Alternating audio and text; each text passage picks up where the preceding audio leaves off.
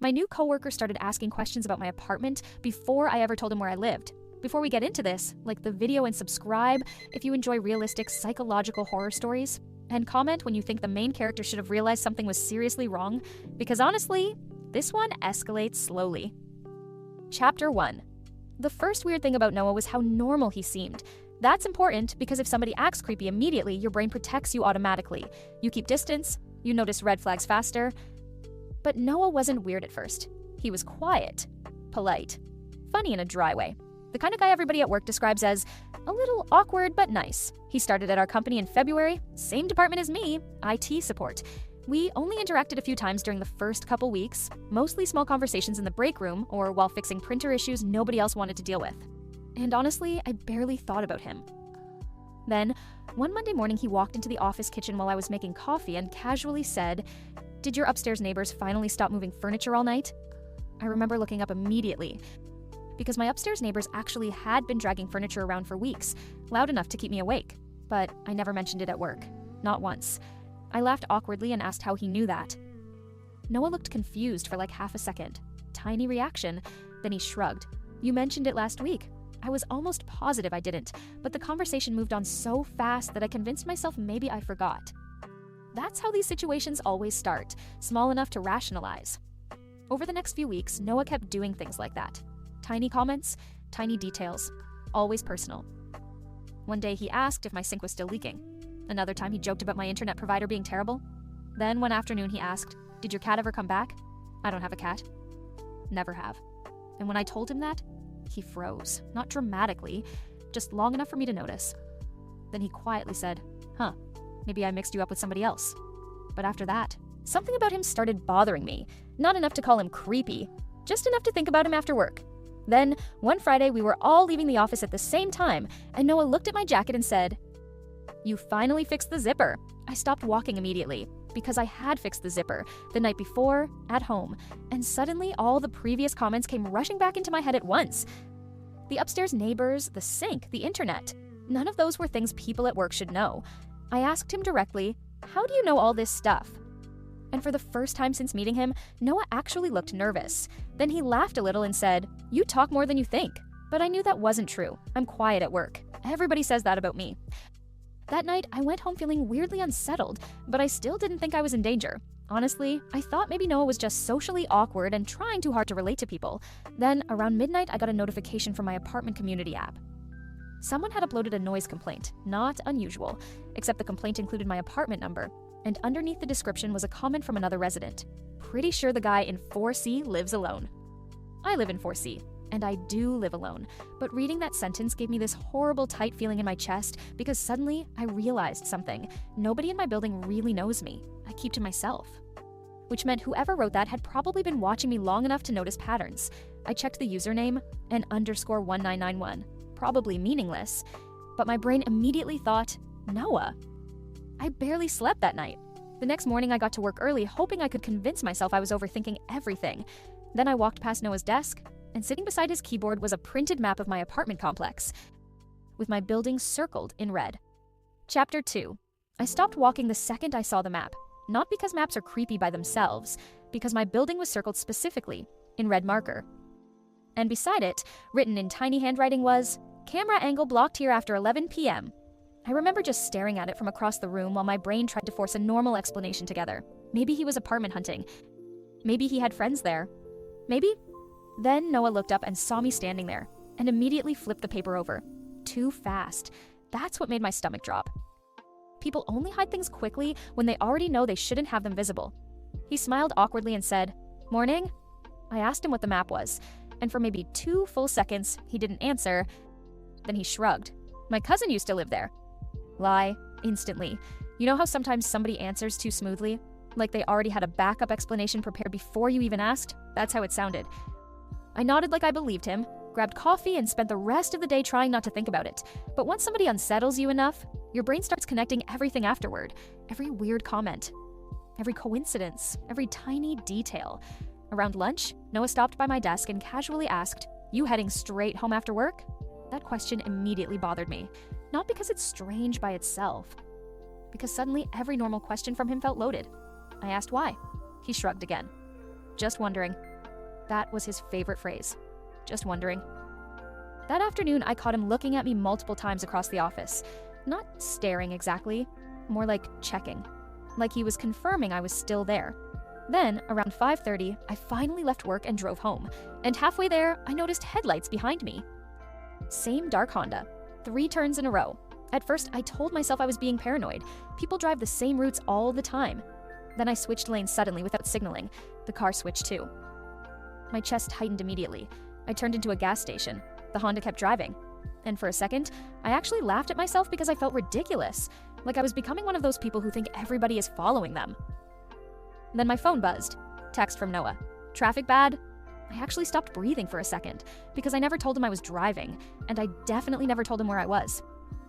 I didn't answer. The rest of the drive home felt horrible after that. Every car behind me looked suspicious. Every red light felt too long. When I got back to my apartment complex, I noticed something else immediately. The gate was open. It's normally broken during the day, but at night, residents need a code. And standing near the mailboxes was somebody wearing a dark hoodie. I couldn't see their face clearly, but they looked up the second my headlights hit them. Ben walked away fast. Too fast. I parked and sat in my car for almost 5 minutes, debating whether I was overreacting again. Finally, I went upstairs. The moment I opened my apartment door, something felt wrong. Not dramatic, nothing destroyed, nothing missing, just off. You know when somebody's been inside your space and you somehow feel it immediately? That feeling. I checked everything slowly. Kitchen, bathroom, bedroom, nothing obvious. Then I noticed my bedroom window was unlocked. I never leave it unlocked, ever. Especially because I'm on the 4th floor and the window faces the fire escape. That immediately made my skin crawl. I locked it and checked the rest of the apartment again like somehow I'd missed a person hiding there. Nothing. Then I heard my upstairs neighbors dragging furniture again, slow scraping noises across the ceiling, except this time it sounded different, closer somehow. I remember standing completely still in the middle of my living room listening to it. Scrape, pause, scrape. Then my phone buzzed again. Another text from Noah. Sounds loud tonight? I stared at the message while the scraping continued above me. Then another text came immediately after. Probably hard to sleep with all that moving around. At that point, my hands were shaking enough that I almost dropped my phone, because there was absolutely no way he should have known the noise had started again. Unless he was nearby, or listening somehow. I looked toward the ceiling again. The scraping stopped instantly. Complete silence. Then, from directly above me, I heard 3 slow knocks. Not random sounds, intentional knocks, 3 of them. And 1 second later, Noah texted, "There it is again." Hashtag. Chapter 3. I didn't sleep that night. Not because of the knocks, because of the timing. Every sound in the apartment felt like it was being answered somewhere else. I kept the lights on and sat on my couch staring at my phone, waiting for the next message. It came at 2:13 a.m. Noah, are you still up? I didn't respond. 2 minutes later, I can hear your TV. My TV wasn't on. I looked at it anyway, like it might have turned itself on while I wasn't paying attention. Black screen, no sound. I stood up and walked slowly through the apartment, checking everything again, this time more carefully. Closet, bathroom, kitchen cabinets, under the bed. Nothing. But the feeling didn't go away. It felt like the apartment had 2 layers now. The visible one and another one underneath it that I couldn't see but could somehow sense. Around 3 a.m., I finally tried to rationalize it. Maybe he was guessing. Maybe he was messing with me. Maybe... Then my phone buzzed again. Noah, you always check the window last. I froze because that was true. I don't know why I do it, but I always check the window last before bed. It's a habit I never told anyone. Not friends, not coworkers, no one. I walked to the bedroom immediately. Window locked, curtains closed, nothing outside. But now I couldn't ignore it anymore. This wasn't coincidence. This wasn't guessing. Something about my routine was known to him. And routines don't get guessed correctly multiple times. They get observed. The next morning I went to work early again, but this time I didn't feel safe even inside the office. Noah was already there.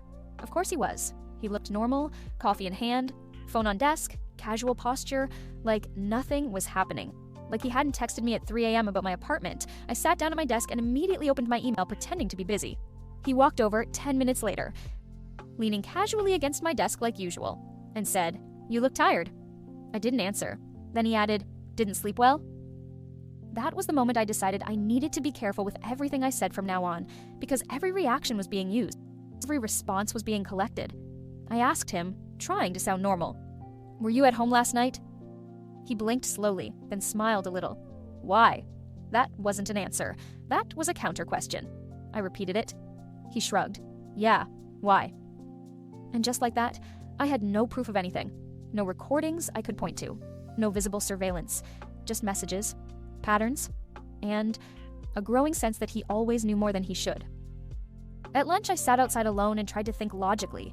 If he wasn't physically following me, then how? If he wasn't inside my apartment, then what? That's when I remembered something small.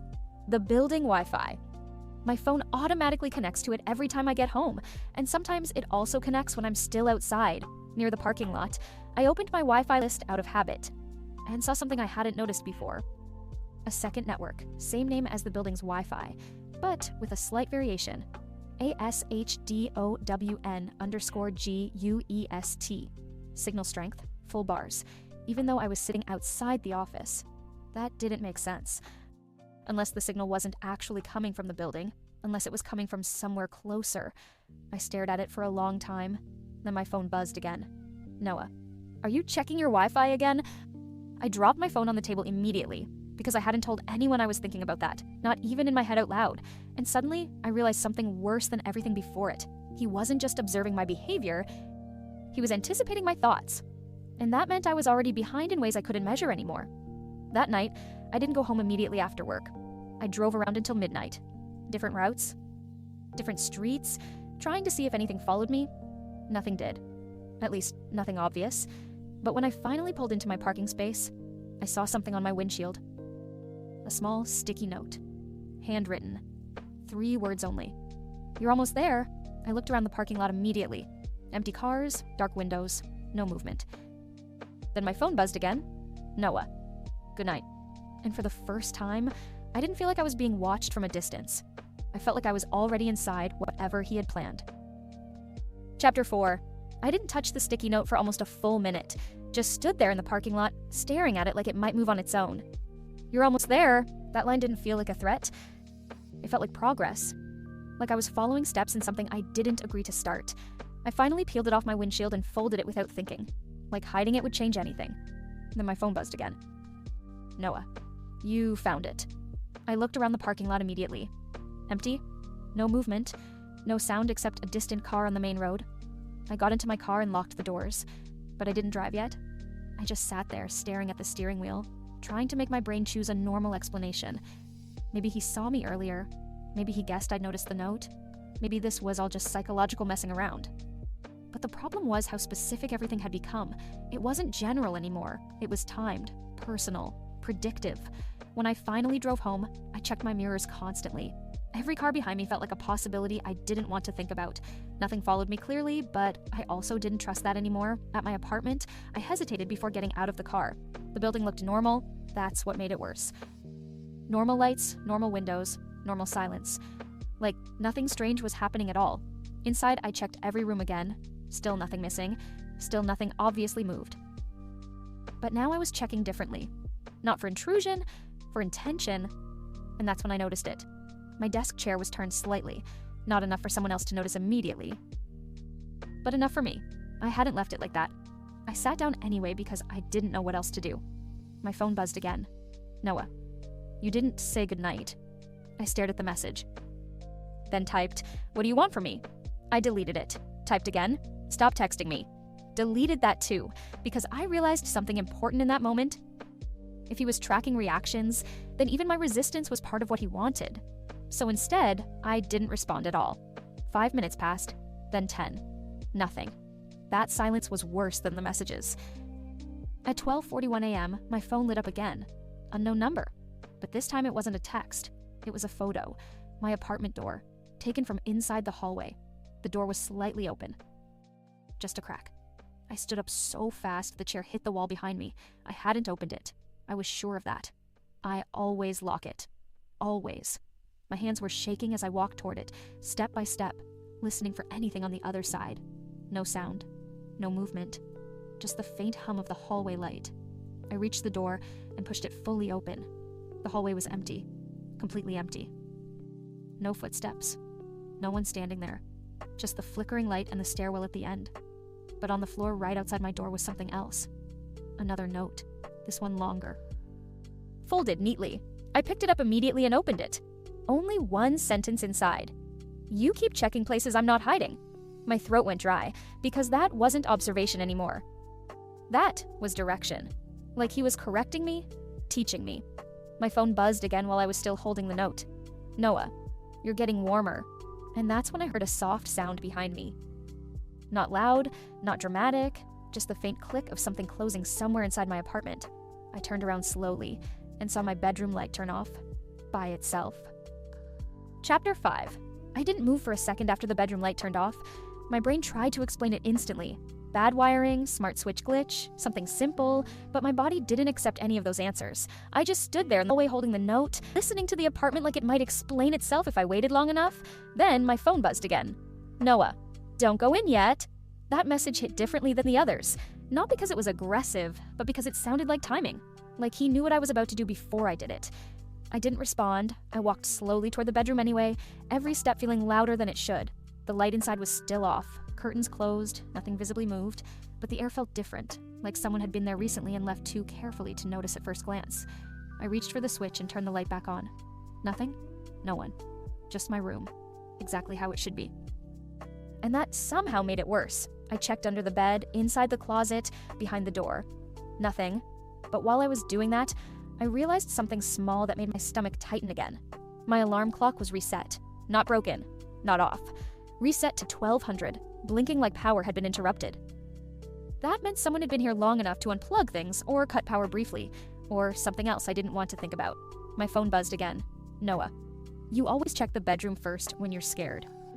I stopped reading for a second because that was true. I don't know how I do it, but I always go there first when something feels wrong in my apartment. It's not something I've ever said out loud. Not to anyone. I sat on the edge of the bed, trying to slow my breathing. I kept telling myself there had to be a normal explanation. Maybe he had access to building cameras. Maybe he was guessing based on patterns. Maybe I had mentioned things without realizing it. But the more I thought about it, the more it collapsed. Because guessing doesn't stay perfect. It breaks eventually. People are inconsistent. They forget. They misread. Noah wasn't misreading anything. He was tracking something consistent enough to predict. My phone buzzed again, but I didn't look immediately this time. I just sat there listening to the silence in the apartment. No footsteps, no movement. Just the faint electrical hum of devices still on standby. Then another message came. "Noah, you should check the hallway camera." I froze, because there wasn't supposed to be a hallway camera outside my apartment door. At least not one I had ever noticed. I stood up slowly and went back into the hallway. My eyes scanned the ceiling corners, the smoke detector, anything that could hide a lens. And that's when I saw it. A small black dot near the top corner above my doorframe. Too small to notice unless you were actively looking for it. I stepped back immediately. My phone buzzed again. "Noah, don't panic. It's old." That word didn't help. Old doesn't mean inactive. Old just means already there. I walked back inside and closed the door behind me, locking it immediately. My hands were shaking more now, not from fear exactly, but from realization. This wasn't random harassment anymore. This wasn't someone guessing my habits. This was infrastructure. Something had been placed here before I even noticed. My phone buzzed again. "Noah, you moved in 6 months ago. I noticed you the second week." I stared at the message for a long time because I hadn't told him when I moved in either. Not directly, not in conversation, not anywhere I could remember. I typed slowly, then deleted it. Typed again, deleted again. Finally, I just put the phone face down on the bed because I realized something I didn't want to admit. This wasn't about reacting anymore. This was about how long I had already been observed without knowing it. And if he'd been watching since the beginning, then everything I had done since moving in, every routine, every habit, every small predictable pattern was already part of something he had been building.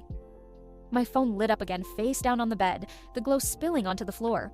Noah didn't need me to answer anymore. He already knew I would read it. And that's when I understood the worst part. I wasn't being chased.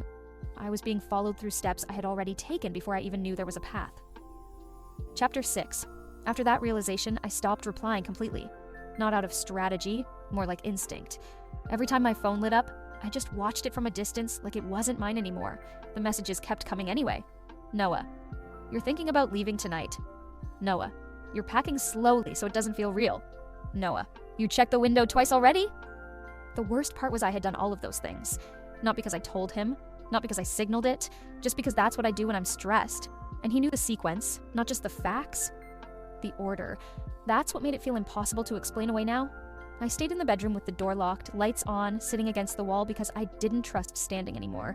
Every small sound in the apartment felt like a decision waiting to happen. At some point, I started thinking maybe I should just leave immediately, grab my keys and go. But then I remembered the hallway camera, or at least what he said was the hallway camera, because I still didn't know what was real anymore and what was planted as a suggestion. At 2:18 a.m., my phone rang. Noah calling. I didn't answer. It stopped, then immediately started again. Second call. I rejected it. A few seconds later, a voice message arrived instead. I pressed play without thinking too much. His voice was calm again, like always. No urgency, no anger, just that same controlled tone. I'm not trying to scare you. I think you're misunderstanding how connected things are. Pause. You keep treating information like it comes in isolated pieces. Another pause. But it doesn't. Then the message ended. I sat there staring at the phone because that wasn't reassurance. That was explanation. Like he genuinely believed I was the one failing to understand the system he was operating in. Around 3 a.m., I heard something outside the apartment door. Not knocking, not footsteps, just a soft, deliberate sound like something being placed on the floor outside. I didn't move at first. I waited maybe a full minute before slowly standing up and walking toward the door. Every instinct told me not to open it, but I also needed to know what was there. I unlocked it slowly and opened it just a crack. Nothing in the hallway, except a small envelope right in front of my door. Same neat fold as before. I picked it up immediately and closed the door again. Inside was a printed sheet of paper. Not handwritten this time. A list, my name at the top. Below it, timestamps. Below that, short descriptions. 7:12 a.m. wakes up, checks phone before sitting up. 7:18 a.m., bathroom first. Window check after brushing teeth. 8:03 a.m. leaves apartment, pauses at mirror for 4.2 seconds. I stopped reading for a moment because that last one was absurdly specific. Nobody times that unless they are actively measuring it. I kept going. 16:44 p.m. returns home, checks hallway first before entering apartment. It went on like that. Entire day patterns, repeated across multiple days. Different entries, same structure, same precision. And then I saw something that made my hands go cold.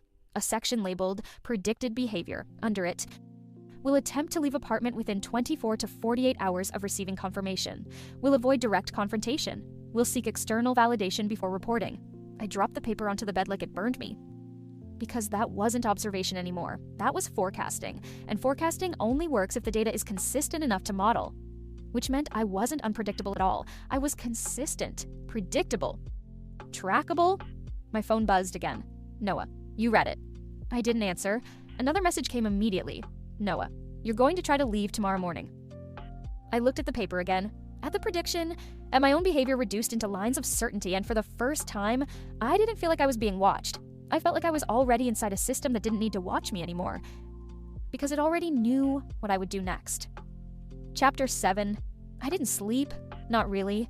At some point I stopped trying and just sat on the floor with my back against the bed, staring at the door like it might change if I watched it long enough.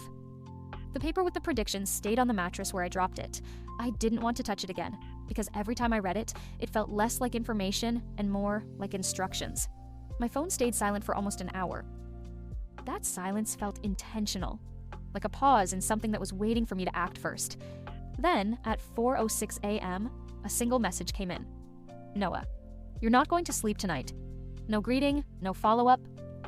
Just that, and I hated how accurate it was, because my body had already given up on sleep long before he said it. Around 5 a.m., I started packing. Not because I decided to leave in that moment, but because I couldn't stay still anymore. Sitting felt worse than moving. Every drawer I opened sounded too loud. Every item I touched felt like it had been accounted for already. My brain kept returning to the same idea. If he already predicted what I would do, then leaving might not even be an escape. It might just be another step he already labeled. That thought made me slow down, then stop, because I realized something important. All his predictions were based on behavior inside the apartment, inside the system, inside his view. But I hadn't left yet, which meant he still had blind spots. I sat down again and opened my phone, not to text him, but to check something I hadn't checked properly before, the Wi-Fi networks. I refreshed the list. Same usual networks. Then one new one appeared. Ashdown_link signal, full strength. But I wasn't at the apartment. I was still inside, which meant it wasn't just tied to location. It was tied to proximity. I stared at it for a long time. Then I did something I probably shouldn't have. I walked to the hallway door, opened it. Slowly. The hallway was empty like always, but now I was looking differently, not for a person, for placement, for anything that didn't belong. That's when I saw it. A small black device attached above the doorframe of my neighbor's apartment, same corner as before, but now I could see it clearly, not a camera hidden in plain sight, a sensor, a repeater, something between devices. My phone buzzed behind me. I didn't even look at it immediately. I just stood there staring at it while everything started clicking together in a way I didn't want it to. The hallway camera wasn't just recording. The apartment wasn't just being watched, it was being mapped. Then I checked my phone. Noah, you found the signal booster. My stomach dropped because I hadn't said anything out loud. I stepped back into my apartment immediately and closed the door, locking it again, but now even that felt meaningless because locks are physical, and this didn't feel physical anymore. My phone buzzed again.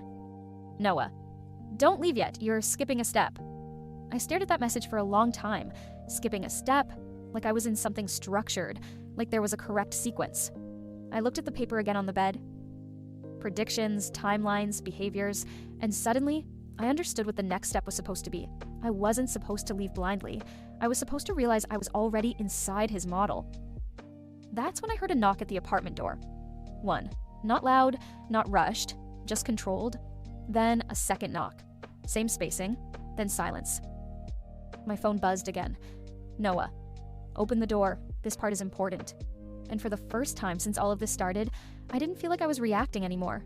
I felt like I had reached the point where the system stopped predicting and started responding. Chapter 8. I didn't open the door, not immediately.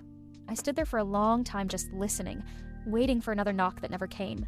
The silence outside was worse than any sound. It felt controlled, like it was being held in place on purpose. My phone buzzed again.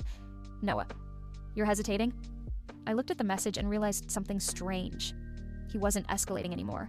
No new threats, no new information, just commentary, like he was observing me in real time without needing to prove it anymore. Then another message came. Noah, you already know what's on the other side. That line stuck because I didn't, or at least I didn't want to, but my brain started filling in possibilities anyway.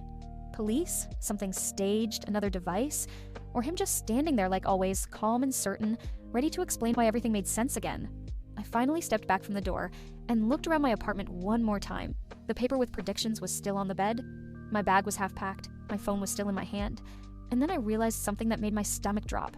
If he could predict me, and if he could see patterns, then me not opening the door wasn't actually outside the system. It was part of it. Because hesitation is also behavior. I walked back to the door, unlocked it, slowly opened it. The hallway was empty. No Noah.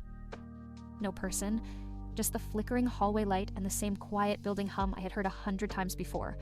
But on the floor in front of my door was something new. Not a note this time, a small object. My phone charger, the exact one from my bedroom. I picked it up immediately, hands shaking, and looked down the hallway again. Still nothing. Then my phone buzzed in my hand. Noah, you were going to leave without it. I felt my throat tighten, because I hadn't told anyone I was leaving. Not even myself fully. I had only started packing. I hadn't made a decision out loud. I hadn't messaged anyone else. So either he was physically here, or he never needed to be. I stepped back into the apartment and closed the door again, but this time I didn't lock it right away. I just stood there holding the charger, trying to think past the panic. That's when I noticed something different. The Wi-Fi list. It had changed again. Ashdown_system signal strength maximum. And underneath it, a second line appeared I had never seen before. Connected devices. 1. I stared at it for a long time, not touching anything, because I already knew what I was going to see if I tapped it. My phone buzzed again. Noah, don't check it if you want to keep pretending it's separate. That was the first time he sounded almost tired, not emotional, just final, like he knew the explanation didn't matter anymore. I still tapped it. The screen loaded slowly. One device, named Apartment-4C, and under it, a single status line, active monitoring. I put the phone down on the table very carefully, like sudden movement might make something worse happen faster. Then I heard something behind me. Not a knock this time. Not a message. My own phone, still on the table, played a voice message automatically. Noah's voice again, but different now. Closer. Not calm in the same way. This isn't about watching you anymore. Pause. It's about you understanding what you are inside it. Silence. Then one last line. And you're already past the point where leaving changes anything. The message ended. And for the first time, I understood what the system actually was. It wasn't him sitting outside. It wasn't cameras. It wasn't even the apartment. It was everything I had already done without realizing it mattered. Every routine, every reaction, every predictable moment he had been collecting since the beginning, and now there was no more observing, no more predicting, only confirmation. My phone buzzed one last time. Noah. Open the door again. I looked at it, then at the door, and this time, I didn't move. Because I finally understood the only thing left that wasn't already written into his model: what I chose not to do next. Chapter 9. I didn't open the door again. I just stood there, staring at it, waiting for something to happen that would make the decision for me. But nothing did. No knocking, no messages, no sudden change in the hallway. Just that same quiet pressure. Like the moment itself was being held in place. My phone stopped buzzing. That silence felt different now. Not relief, more like withdrawal. I slowly stepped away from the door and sat on the couch without turning my back to it. I kept expecting movement, a sound, anything that would confirm he was still actively pushing the situation forward, but instead, everything went still in a way that didn't feel natural anymore. Then I noticed something. The Wi-Fi network. Ashdown_system was still there, but the connected devices line was gone, replaced with offline. I stared at it for a long time, because that didn't make sense either. If I was inside the system, I shouldn't have been able to watch it turn off, unless it was never fully outside in the first place. My phone lit up again. No message this time, just a notification. Voice call incoming. Noah. I didn't answer. It stopped, then immediately rang again. I declined it again, and then something changed. Not on my phone, on the apartment intercom, a soft static click. Then his voice, not through my phone, through the building speaker system. Can you hear me? I didn't respond.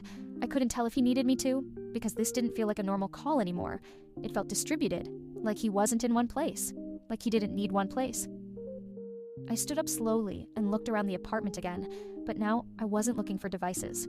I was looking for structure, for anything that explained how this could be happening without a person physically standing outside my door. Then I realized something I had ignored earlier. The signal booster, the hallway device, the Wi-Fi naming, the predictions. None of it required him to be present in real time. It only required data. And data doesn't sleep. The intercom clicked again. Noah's voice came back. I'm not here to scare you. Pause. I'm here because you're trying to exit something you haven't understood yet. I finally spoke, my voice quieter than I expected. What is this? A pause, longer this time, then, it's just how people work when they stop guessing. That sentence made my stomach twist because it didn't sound like manipulation anymore. It sounded like belief, like he had built something in his head that made perfect sense to him. The intercom went silent again.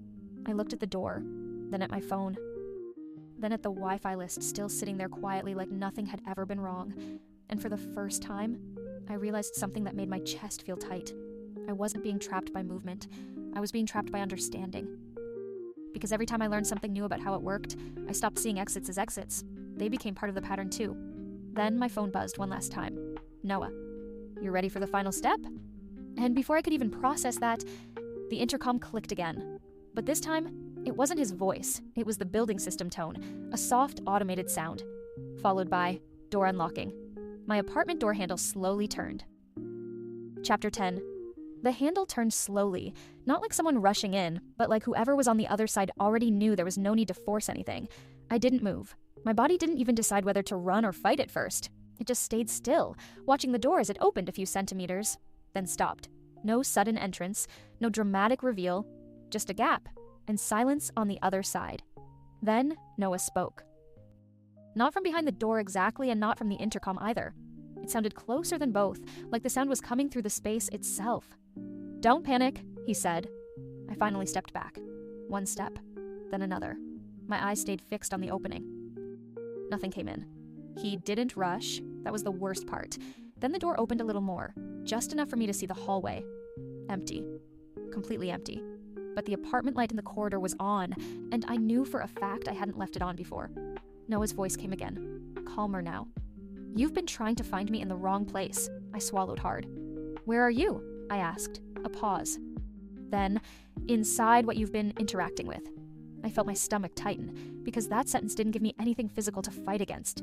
No location, no body, no clear threat, just something spread across everything I had been using since this started. My phone buzzed again on the couch behind me. I didn't look at it immediately.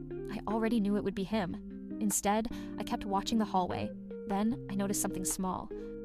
The hallway camera above my door was no longer pointing at me. It was angled slightly downward, like it had been adjusted. My phone buzzed again.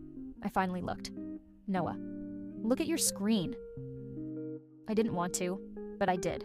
My phone was already open. Not to messages, not to Wi-Fi, to a live feed, my own apartment, from a fixed angle I didn't recognize. And I realized it wasn't just recording anymore. It was watching in real time. The camera wasn't outside, it wasn't in the hallway, it was already integrated into the network I was using to look at it. Noah's voice came again, quieter. You're not being followed. Pause. You're just inside the system that remembers you. I backed away from the phone like it was physically dangerous, but the screen didn't change. The feed stayed on. My apartment, my couch, my open door, and then I saw something move in the corner of the frame. Not someone entering, just a shift in perspective. Like the camera had turned slightly toward the bedroom, toward me. My breathing got shallow because there was no longer a distinction between where I was and what was being observed. Noah spoke again. This is the part where you usually try to leave. I didn't answer, and then you realize leaving doesn't remove the pattern. The camera feed on my phone zoomed in slightly on the hallway. My own door was still open, empty frame, stillness. Then slowly, the door on the feed began to close by itself. Not slammed, not forced, just gently returning to a neutral position, like the system was correcting itself. My phone buzzed one last time. Noah. Now you understand.